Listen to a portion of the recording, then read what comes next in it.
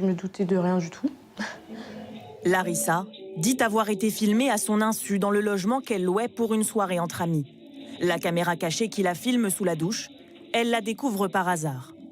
Je me suis mise à fixer le mur en face et il y avait l'étagère avec l'horloge numérique dirigée vers la douche. Je l'ai fait pivoter et puis je me suis rendu compte qu'il y avait un mini-objectif caché dans le coin. On a vu qu'il y avait une carte SD et aussi l'entrée USB. Donc alors là, c'était sûr que c'était ça. Elle fouille l'appartement et découvre une deuxième caméra dans une multiprise, orientée vers le lit de la chambre.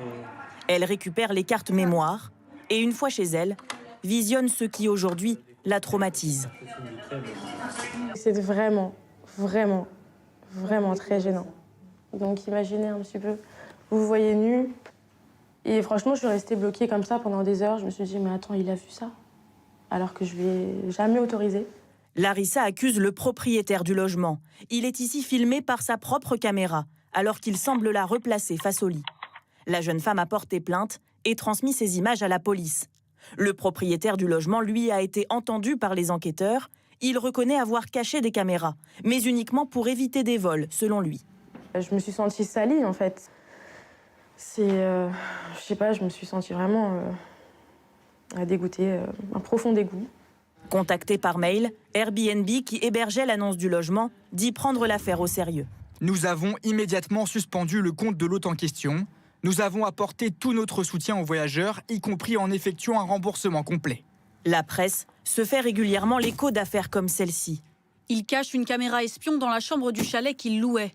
Des Saône-et-Loiriens découvrent une caméra cachée dans leur location Airbnb. Il cachait une caméra dans la salle de bain de son Airbnb, un homme condamné. Des images intimes volées que les propriétaires ne gardent pas toujours pour eux.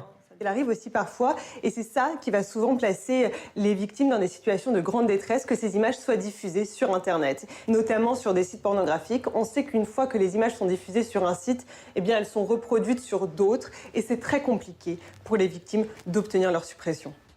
La présence de caméras dans un logement en location est très réglementée. Vous avez une petite caméra qui est juste là. Ce propriétaire en a installé une au-dessus de la porte d'entrée après avoir été trompé par des locataires bien plus nombreux que prévu. C'était impensable que je mette des caméras en intérieur. La seule qui a eu, c'est celle-là, qui est unique et qui filtre uniquement les entrées et les sorties devant le portail. Rien d'illégal. Les caméras sont autorisées à condition d'être visibles, explicitement indiquées dans l'annonce de location, et en dehors de la salle de bain, des toilettes, des chambres et de toute pièce avec un couchage.